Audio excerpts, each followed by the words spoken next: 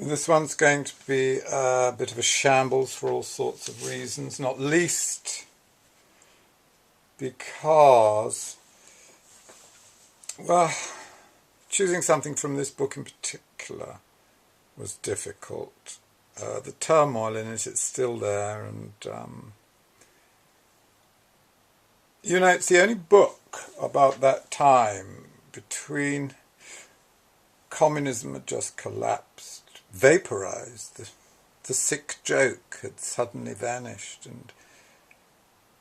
but capitalism had not arrived, and there was like this weird sort of interregnum of less than a year, which is very magical, very strange, and people were very open and raw.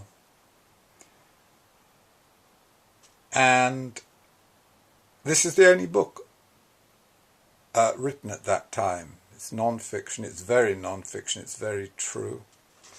Only an outsider could have done it, really, I suppose, because the Russians were too stunned.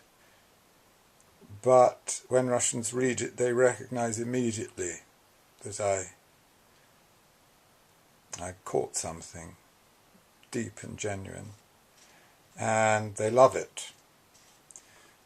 And that, I suppose, is the greatest compliment of all.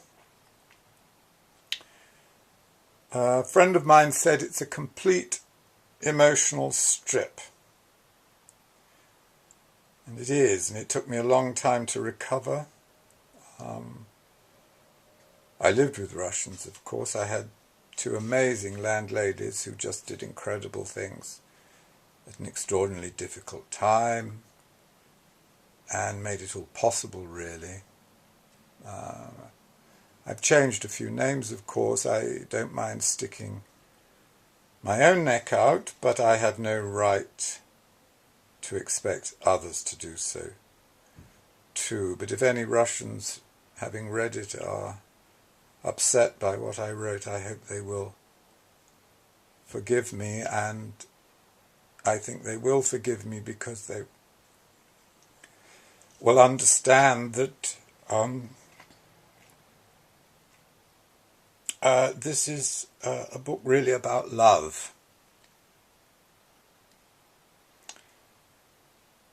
So, anyway, I didn't want to read something too deep, and so I put some superficial page numbers into a hat, and this one came out.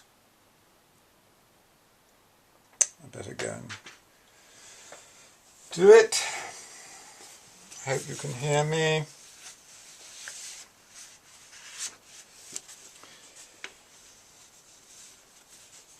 I bump into Rodion, who is shuffling about near the Armenian church on Nevsky Prospect.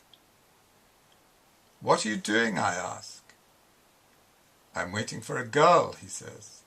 "We take naked pictures. Do you want to come?" "Thanks, but I can't. There's going to be a picnic at Pushkin soon. Will you come with us?" "Yes, thank you, I'd like to," he replies. And then he adds, giving me a strange look, "You have a real St. Petersburg face now, Duncan." "What do you mean?" "I mean, it's tired, worn in, with very alive eyes." A few steps further on, another voice hails, "How you doing?" It's the Tampax representative from America. "I'm fine. Was your client happy?" I ask. "Oh yes, he appreciated the problems." "You look excited," I say. "Listen," he says, drawing closer. "Something incredible's happening to me. I was sent a poem today. Have you noticed that all Russians write beautifully? They're taught proper penmanship at school." The Tampax representative smells of Lanvin eau de vetiver. I'm late for Pavel, my masseur, so I take a taxi. And the car radio is playing Neil Young's Sweet Surrender on Radio Novi when not far short of the Needle by the station, the taxi crashes. He's gone into the back of someone. No one's hurt, but there is much crumpling. The other driver, awesomely confident in his blamelessness, is ice cool. My driver, guilty as hell, complains vociferously with big arm-throwing gestures, his fake Rolex flashing in the sunlight.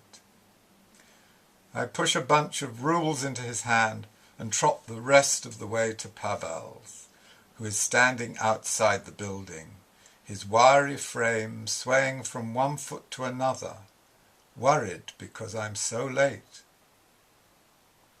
Sliding in and out of sauna and shower, I hand my body over to him, and he goes into action.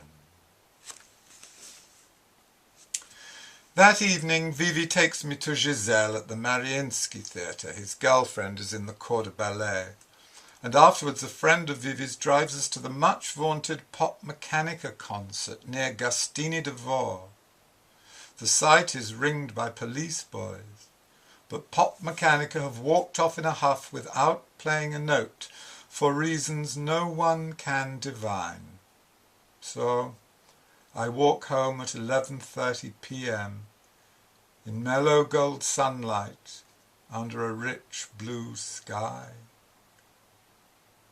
Near the Moika and the apsidal structure supported by Doric columns which terminates the imperial stables, a taxi draws up.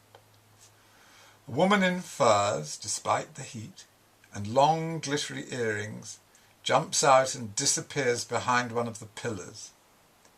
As I pass, I see her with rucked-up furs and skirts, leaning forward, legs wide apart on high heels and slightly bent at the knee, wearing stockings and suspender belt but no knickers. A stream of urine issues from a central point I only just cannot catch sight of. It hits the tarmac, runs round the base of the pillar, and across the pavement towards her open taxi door. On her face is an expression of bliss, with lowered eyelids, of longing gratified, of desperation released. She acknowledges me with a faint mocking smile and an amused light in her eyes, finishes the task, throws down the skirts, jumps back into the cab, and is whizzed off into the night of another tortile St. Petersburg day.